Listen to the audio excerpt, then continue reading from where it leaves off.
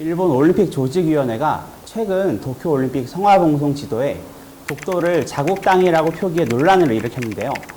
이를 두고 정치권에서 올림픽 보이콧을 언급하면서 강경 대응을 촉구하고 있는 상황입니다. 일본의 독도 도발과 관련된 국민 여론도 심상치 않은 가운데 대한체육회는 일단 하던 대로 선수단의 도쿄올림픽 출전 준비에 만전을 기한다는 입장입니다. 사실 저 역시도 마음과 같아서는 도쿄올림픽을 보이콧했으면 좋겠지만 지난 4년간 또 굵은 땀방울과 눈물을 흘리며 고생했을 한국 선수단을 생각하면 어려운 문제라는 생각도 듭니다. 선수 입장에서 올림픽이나 아시안게임을 포기할 수 없는 이유는 명예도 중요하지만 메달을 획득했을 시 따라오는 부가적인 혜택도 만만치 않기 때문입니다. 그중 하나가 바로 경제적 보상인데요. 바로 연금 혜택입니다. 사실 과거 손흥민이나 추신수 등 전 세계적으로 유명한 남성 스포츠 스타들의 병역 혜택에만 초점이 맞춰지다 보니 이 연금 혜택이 제대로 부각이 안 된 측면도 없지 않아 있습니다. 그렇다면 도대체 올림픽이나 아시안게임에서 얼마나 잘해야 혜택을 받을 수 있는 것일까요? 지금부터 알아보겠습니다. 국민체육진흥공단을 통해 지급되는 연금은 어느 정도 기준을 충족해야 받을 수 있습니다.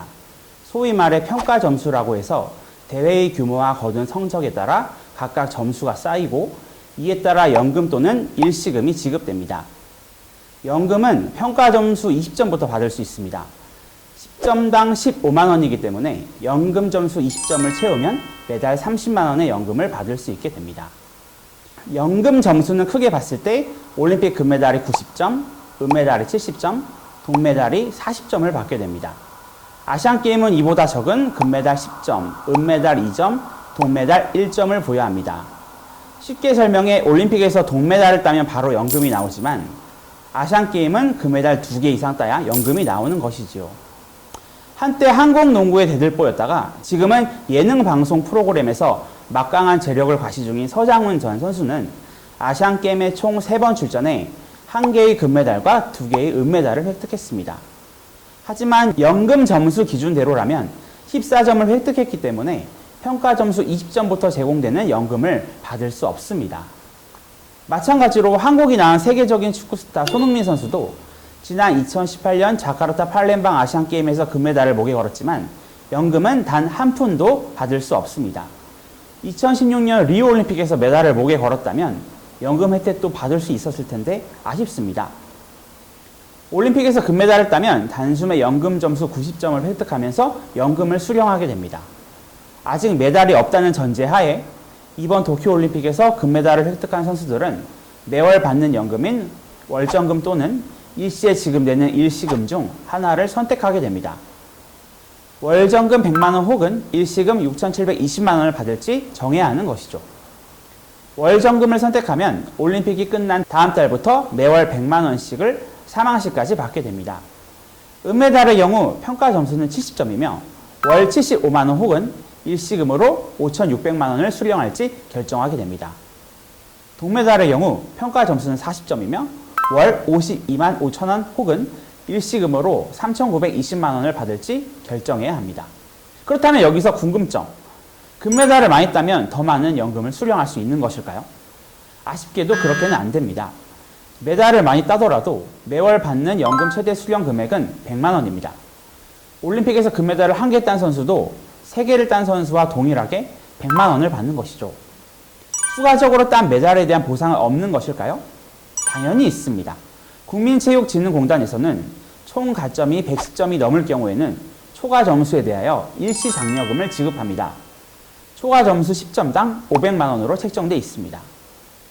일시금 기준으로 적용한다고 하면 90점을 획득한 뒤 추가로 110점까지는 추가 수령액을 받지 못합니다.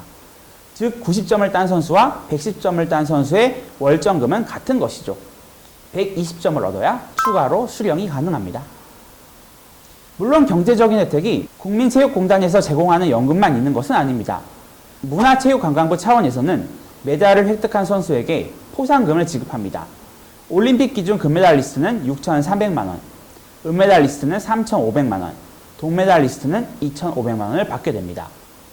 아시안게임은 금메달 120만 원, 은메달 70만 원, 동메달 40만 원으로 올림픽에 비해 금액은 다소 적습니다. 그렇다면 대한민국 스포츠 스타 중에 가장 많은 연금 혜택을 받은 선수는 누구일까요? 제가 직접 국민체육진흥공단에 문의해보니 연금 수령액은 개인정보이기 때문에 알려줄 수 없다고 하네요. 그래서 과거 자료를 통해 연금을 많이 받은 선수들을 확인해 보았습니다. 지난 2012년 자료에 따르면 그 당시 기준으로 연금을 가장 많이 받은 선수는 러시아로 귀화한 쇼트트랙의 안현수 선수였습니다. 안 선수는 2006년 토리노 동계올림픽에서 금메달 3개와 동메달 1개를 획득하면서 세용연금으로 총 3억 7,450만 원을 수령한 것으로 전해졌습니다. 금액 기준으로 2위는 역시 쇼트트랙 스타인 전희경 선수로 총 3억 5,062만 원을 받았으며 3위 역시 90년대 쇼트트랙 스타였던 김기훈 선수가 3억 112만 원을 수령했습니다. 자세한 금액은 알려지지 않았지만 역대 올림픽에서 금메달 4개와 은메달 2개를 획득한 사격의 진종호 선수와 금메달 4개, 은메달 1개, 동메달 1개를 획득한 양궁 김순영 선수도 많은 연금을 수령해 갔을 것이라 추정해 볼 수 있습니다. 이 밖에 세계 최초 두체급 그랜드슬램에 빛나는 레슬링의 전설 심건호 선수도 빠질 수 없습니다. 특히 심 선수는 지난해 한 방송 프로그램에서 연금 상한선이 없었던 과거 자신이 월 300만 원 이상의 연금을 수령했다고 밝혀 눈길을 모으기도 했습니다. 이처럼 쌓이고 모이면 막대한 연봉, 하지만 메달을 딴다고 해서 끝나는 것은 아닙니다. 체육인 복지사업 운영 규정에는 사회적 물의를 일으켜 금고 이상의 형이 확정됐을 때 선수나 지도자를 대상으로 성폭력 또는 폭력의 행위, 국제대회에서 불공정 행위로 경기단체나 체육회로부터 자격 정지 이상의 징계를 받았을 때 연금 수령 자격을 박탈한다고 명시되어 있습니다. 이로 인해 과거 사회적 물의를 일으킨 몇몇 선수들이 연금 수령 자격을 상실한 바 있습니다. 연금은 굵은 땀방울과 눈물에 대한 달콤한 보상과도 같습니다. 매달 수령하는 것 못지않게 자격을 유지하는 것도 무척 중요하다는 사실을 잊어서는 안 되겠습니다.